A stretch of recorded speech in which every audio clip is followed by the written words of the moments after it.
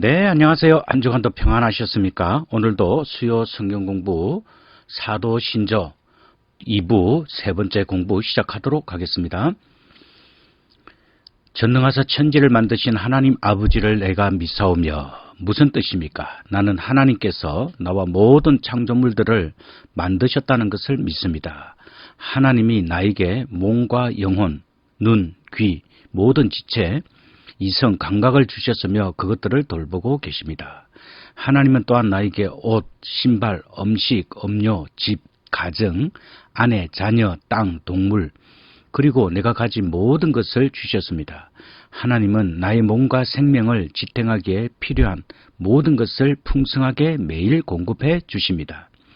하나님은 모든 위험으로부터 나를 보호하시고 모든 악으로부터 막아 주시고 보호해 주십니다. 하나님께 하시는 이 모든 것은 아버지 거룩한 선하심과 자비로부터 오는 것입니다. 나의 공로나 가치 때문이 아닙니다. 이 모든 것에 대한 나의 의무는 하나님께 감사, 찬양, 섬김, 그리고 순종입니다.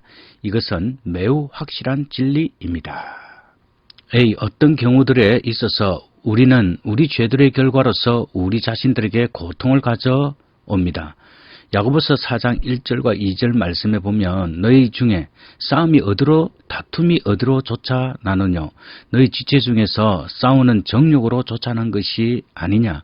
너희가 욕심을 내어도 얻지 못하고 살인하며 시기하여도 능히 취하지 못하나니 너희가 다투고 싸우는도다. 너희가 얻지 못하면 구하지 아니하며 라고 말씀합니다. 즉 사람들 간의 싸움은 대체로 욕심 때문에 일어나게 됩니다. 때때로 교회 안에서 성도들 간에 일어나서는 안 되는 싸움과 다툼이 일어나는데 그 원인도 대체로 욕심 때문입니다. 너희 지체 중에서 싸우는 정욕이라는 말은 중생한 신자들의 본성 속에도 거룩한 마음을 대항하여 싸우는 육신적 욕망이 있음을 보여주고 있습니다. 사도 바울은 갈라디아에서 그것을 성령이 원하시는 것과 싸우는 육체의 욕구라고 말하였습니다. 이 둘이 서로 내적 싸움을 하게 되는 것입니다. 사도 베드로는 베드로전서 2장 11절에서 영혼을 거스려 싸우는 육체의 정욕을 제어하라고 말했습니다. 여기서 영혼은 중생한 영혼의 변화된 성향을 말합니다. 그 성향은 경건과 의와 성과 진실만을 지향하는 성질입니다. 중생한 성도들이 이러한 변화된 새 성향과 육신의 제약된 본성의 욕심이 서로 싸우게 됩니다. 또 구원받은 성도들 속에 남아있는 이런 죄악된 욕심이 교우들 간의 싸움을 일으키는 것입니다. 육신의 죄악된 욕심이란 세상 중심적인 것들로서 육신의 정욕, 물질욕, 명예심, 자존심 등입니다. 천국을 바라보는 자는 성령의 도우심을 받아 이런 세상의 욕심들을 버릴 수 있습니다.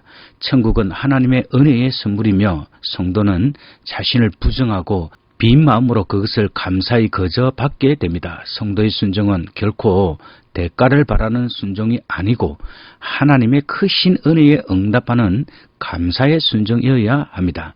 그러나 신자가 영적인 눈이 어두워 세상적 이기심과 명예심 등의 욕심을 가진다면 여전히 교회 안에서 성도들 간에도 싸움과 다툼이 생기게 될 것입니다. 그러나 각 사람이 자신의 부족을 깨닫고 인정하고 그런 세상적 욕심들을 다 버린다면 서로 다투고 싸울 것이 아무도 없을 것입니다. 사무엘하 12장 1절에서 15절 말씀에서 다윗이 자신의 죄로 어떻게 고통받았는지 읽으십시오. 먼저 10절, 11, 12절을 읽도록 하겠습니다. 이제 내가 나를 업신여기고 햇사람 우리아의 철을 빼앗아 내 철을 삼았은즉 칼이 내 집에 영영이 떠나지 아니하리라 하셨고 여호와께서 또 이처럼 이르시기를 내가 내 집에 재화 즉 재앙을 일으키고 내가 내 처들을 가져 내 눈앞에서 다른 사람에게 주리니 그 사람이 내 처들로 더불어 백주에 즉 대낮에 동침하리라. 너는 엄밀히 행하였으나 나는 이스라엘 무리 앞 백주에서 이 일을 행하리라 하셨나이다. 나단은 다윗에게 죄에 대한 하나님의 징벌을 선언하였습니다. 하나님의 징벌은 첫째, 칼이 내 집을 영영히 떠나지 아니하리라는 것입니다. 다윗의 집안에는 형제간의 서로 죽임과 부자간의 서로 죽임이 있을 것이다 라는 것입니다. 둘째는 다른 사람이 대낮에 내 처들을 범하리라는 것입니다. 다윗은 우리아의 아내와 간음한 후 그 아내를 빼앗은 죄로 말미암아 견디기 힘든 고통스러운 일을 당하게 될 것입니다. 13절에서 15절 말씀을 보도록 하겠습니다. 다윗이 나단에게 이르되 내가 여호와께 범죄하였노라 하매 나단이 다윗에게 대답하되 여호와께서도 당신의 죄를 사하셨나이다. 당신이 죽지 아니하려니와 이 일로 인하여 여호와의 원수로 크게 회방할 거리를 얻게 하였으니 당신의 낳은 아이가 정녕 죽으리이다 하고 나단이 자기 집으로 돌아가니라. 다윗은 즉시 나단에게 내가 여호와께 죄를 범하였노라고 말했습니다. 다윗은 자기의 잘못을 숨기거나 변명하지 않았습니다. 그는 하나님 앞에서 아무것도 숨길 수 없고 변명할 수 없다는 것을 알고 있었습니다. 그는 선지자를 통해 전달된 하나님의 지적 앞에서 겸손히 엎드렸습니다. 그는 참으로 회개하였습니다. 모든 죄인에게 필요한 것은 제가 하나님께 범죄하였습니다 라는 이 진실한 한마디의 고백뿐입니다. 나단은 즉시 하나님의 용서를 선포했습니다. 누구든지 진심으로 죄를 고백하고 뉘우치고 회개하면 즉시 하나님의 용서를 받을 것입니다. 그러나 하나님의 용서가 모든 징벌의 면제를 의미하는 것은 아니었습니다. 이미 선포된 징벌은 그대로 시행될 것입니다. 죄에 대한 징벌의 대가는 참으로 두려운 것입니다. 그러므로 우리는 죄를 가볍게 여겨서는 안 됩니다. 이미 선포된 징벌에 더하여 나단은 다윗에게 당신의 난 아이가 정녕 죽으리라고 말했습니다. 또 그런 징벌의 이유는 하나님의 원수들로 크게 비난한 거리를 얻게 하였기 때문이라고 말했습니다. 많은 경우들에 있어서 우리는 왜 하나님께서 다른 사람들에 비해 우리에게 더 많은 고통을 허락하셨는지를 알지 못합니다. 그러한 이유들은 하나님 안에서 숨겨져 있습니다. 하나님의 의도들은 종종 우리의 이해를 넘어섭니다. 예수님의 고통을 본 사람들이 그 당시에는 십자가 이면에 하나님의 위대하고 사랑이 넘치는 목적이 있음을 이해하지 못했던 것처럼 말입니다. 이사야 55장 8절과 9절 말씀을 보겠습니다. 여호와의 말씀에 내 생각은 너희 생각과 다르며 내 길은 너희 길과 달라서 하늘이 땅보다 높음같이 내 길은 너희 길보다 높으며 내 생각은 너희 생각보다 높으니라. 하나님을 만날 만한 때나 하나님께서 가까이 계실 때는 하나님께서 사람에게 은혜를 주시는 때입니다. 신약 시대는 그 은혜의 시대입니다. 선지자가 전하는 바는 하나님께로 돌아오는 것, 곧 회개하라는 것입니다.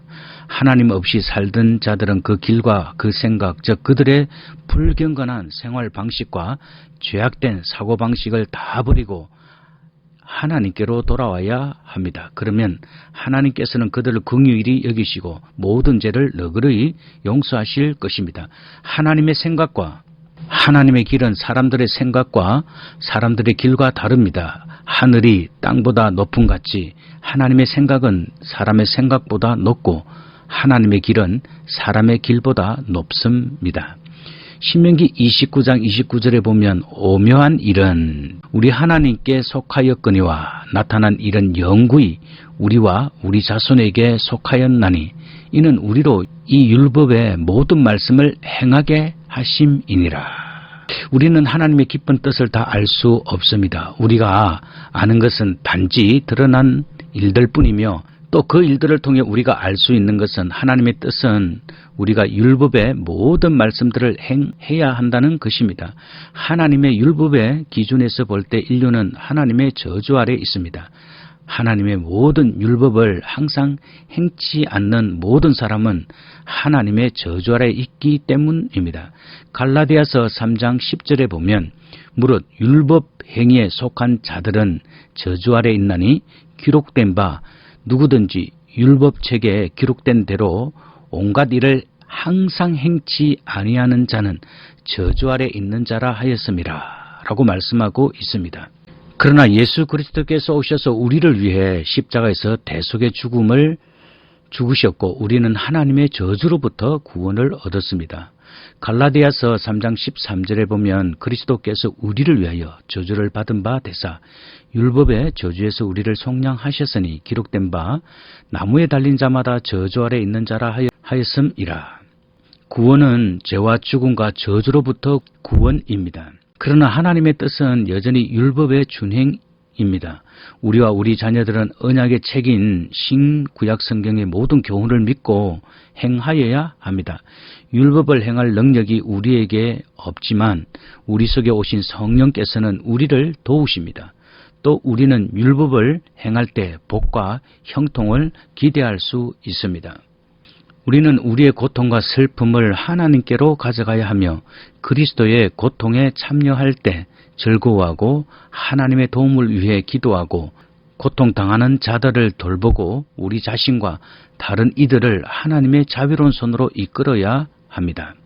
이 세상에서 고통받고 죽는 모든 이들을 위해 하나님께서 무엇을 해주고 계십니까? 하나님은 악이 결론을 내리도록 허락하지 않으십니다. 하나님은 이 세상의 모든 죄와 죽음에도 불구하고 그 가운데 매일 새로운 생명을 만들어 내십니다. 창세기 8장 22절에 보면 땅에 있을 동안에는 심음과 거둠과 추위와 더위와 여름과 겨울과 낮과 밤이 쉬지 아니하리라 라고 말씀하고 있습니다. 땅이 있을 동안에는 곧 세상 끝날까지란 의미입니다. 홍수로 인해 파괴된 자연 질서와 생태계의 균형을 원상태로 회복시키겠다는 약속을 말합니다. 하나님의 섭리 안에서 그리스도의 재림으로 인해 이 세상이 끝나는 순간까지 하나님께서 약속하신 자연계의 정상적인 운행은 계속될 것입니다. 십자가에서 그리스도는 우리의 모든 고통을 스스로 끌어안으셨습니다. 자신의 죽음으로써 그리스도는 우리의 고통과 죽음을 극복하고 계십니다.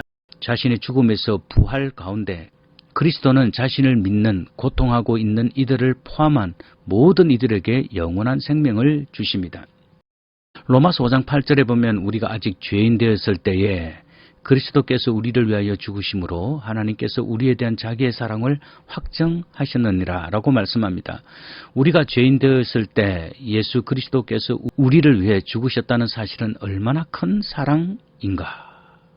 참으로 생각하면 할수록 우리에게 큰 은혜요. 그 큰 사랑이 우리를 늘 감격하게 하고 감동하게 만듭니다.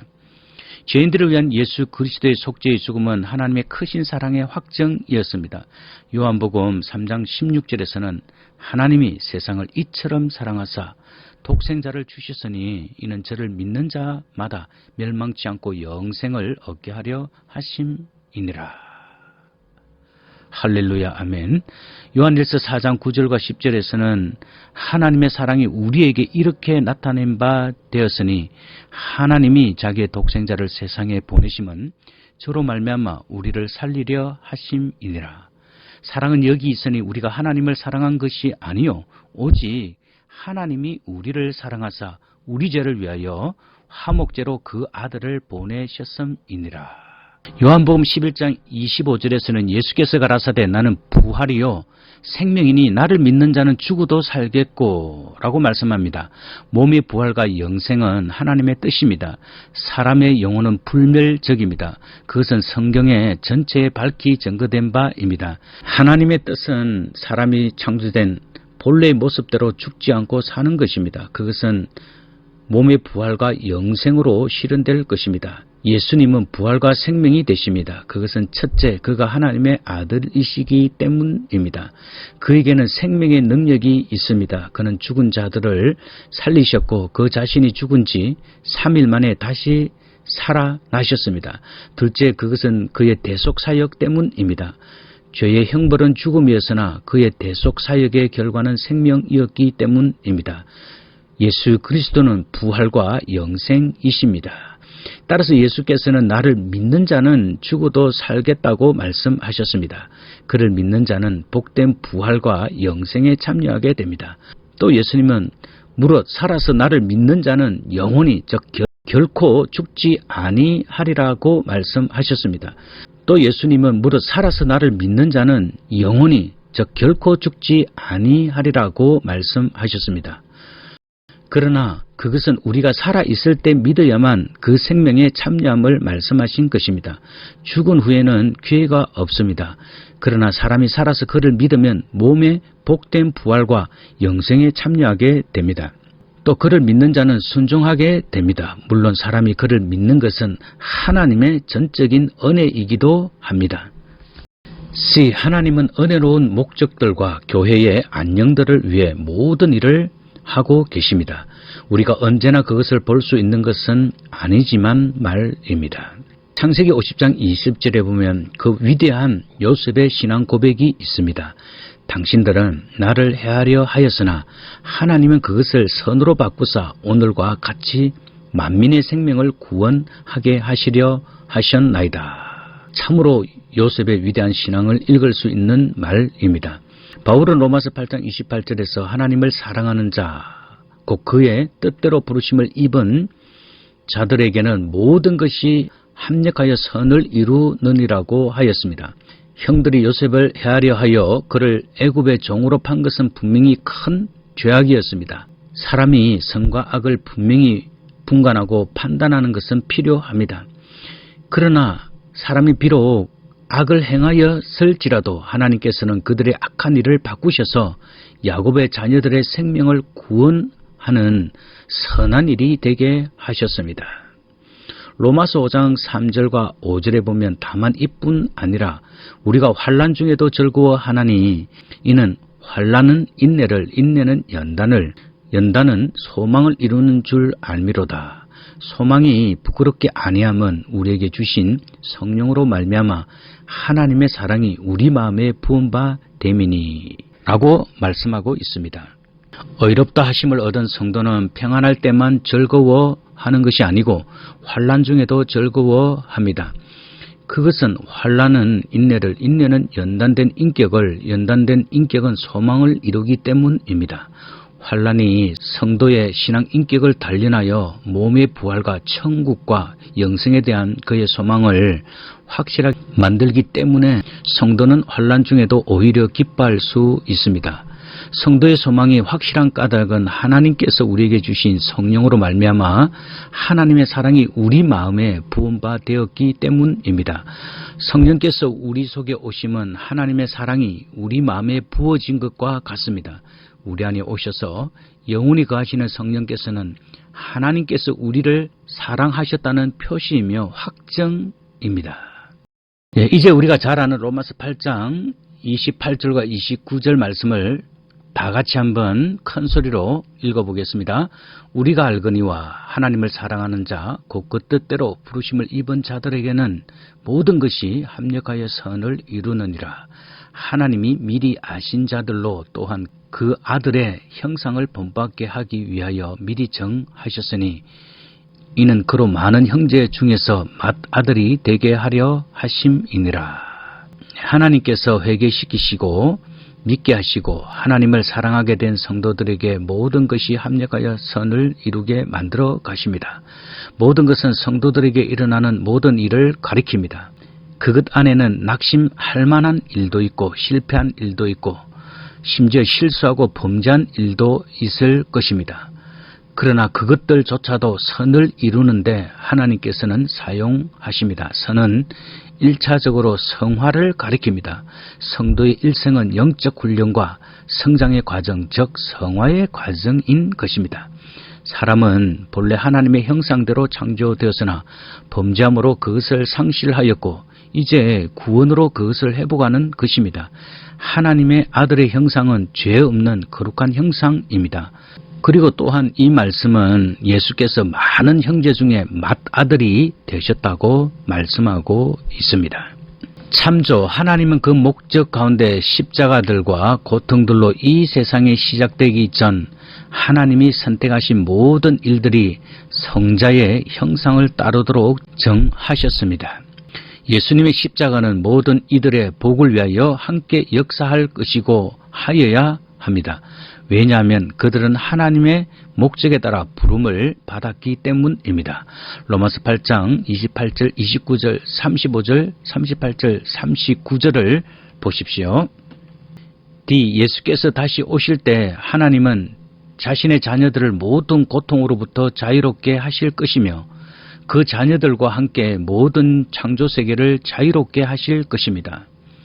로마서 8장 18절에서 21절에 보면 생각건대 현재의 고난은 장차 우리에게 나타날 영광과 좋게 비교할 수 없도다. 피조물에 고대하는 바는 하나님의 아들들에 나타나는 것이니 피조물이 허무한 데 굴복하는 것은 자기의 뜻이 아니요 오직 굴복해 하시는 이로 말미암음이라. 그 바라는 것은 피조물도 썩어짐의 종노릇 하는 데서 해방되어 하나님의 자녀들의 영광의 자유에 이르는 것이니라. 자, 성도들에게 나타날 영광은 천국의 영광이며 부활과 영생의 영광입니다. 고린도전서 15장은 부활장인데 바로 42절과 43절에서 죽은 자들의 부활도 이와 같으니 썩을 것으로 신고 썩지 아니할 것으로 다시 살며 욕된 것으로 신고 영광스러운 것으로 다시 살며 라고 말씀하고 있습니다. 성도들이 장차 누릴 천국과 영생의 영광은 그들이 현재 당하는 고난과 비교할 수 없이 크고 아름답고 영원할 것입니다. 피조세계 또한 하나님의 아들들이 나타나는 날이 오기를 고대하고 있습니다. 동식물들도 그 영광의 날을 기다리며 허무한 데 굴복하고 썩어짐에 종노릇하고 있지만 그날이 오면 모든 피조물도 하나님의 자녀들처럼 영광의 자유를 누리게 될 것입니다. 그리고 요한계시록 21장 4절에 보면 모든 눈물을 그 눈에서 씻기심에 다시 사망이 없고 애통하는 것이나 곡하는 것이나 아픈 것이 다 있지 아니하리니 처음 것들이 다 지나갔음 이르라. 여기에서 요한은 바로 그 사망, 이 사망은 바로 죄의 결과로 이르러 온 사망의 원리에 대해 말하고 있습니다. 요한은 이 사망, 즉 우리가 잘 알고 매우 두려워하였던 그것이 멸절될 것이라고 말하고 있습니다. 그리고 처음 것들을 말하고 있는데 즉 오늘날 우리가 알고 있는 이 모든 상태들은 다 지나가게 될 것입니다. 즉 저주의 흔적을 지닌 것은 아무것도 없게 될 것입니다. 우리가 천국에 가면 우리가 다 이 땅에서 다 씻지 못했던 가슴의 그 아픔들 그리고 이 세상에서 당했던 그 모든 고통들 하나님께서 위로해 주시고 우리 눈에 눈물을 씻겨 주실 것입니다. 그리고 하나님께서 우리를 진심으로 가슴으로 안아주시고 우리에게 따뜻한 말씀을 해 주실 것입니다. 우리가 이러한 천국을 바라보고 날마다 믿음으로 확신하며 승리하는 삶이 되어야 할 것입니다. 네, 오늘도 성경 공부하시느라 수고 많이 하셨습니다. 늘 믿음 가운데 승리하시며 하나님께서 늘 기뻐하는 삶이 되기를 항상 기도합니다. 이제 마무리 기도하도록 하겠습니다. 은혜로우신 아버지, 주님의 손을 펴사 모든 살아있는 창조물들의 원하는 것들을 만족케 하시고 저에게 몸과 생명에 필요한 모든 것들을 공급하여 주시옵소서. 이불 옷과 신발들, 몸에 영양과 생기를 주시는 음식과 음료, 살아갈 집, 가족의 사랑과 함께함, 일상의 일 등을 주심에 감사를 드립니다. 주님의 선하심을 아는 은혜를 주시고 감사와 만족으로 살아가도록 하시며 예수 그리스도를 위하여 주님의 사랑에 확신을 갖게 하시옵소서. 지금부터 영원히 살아계셔서 성부와 성령으로 더불어 한 하나님으로 우리를 다스리시는 당신의 독생자 우리 구주 예수 그리스도 이름으로 기원하옵나이다. 아멘. 다음 주에 뵙겠습니다. 샬롬.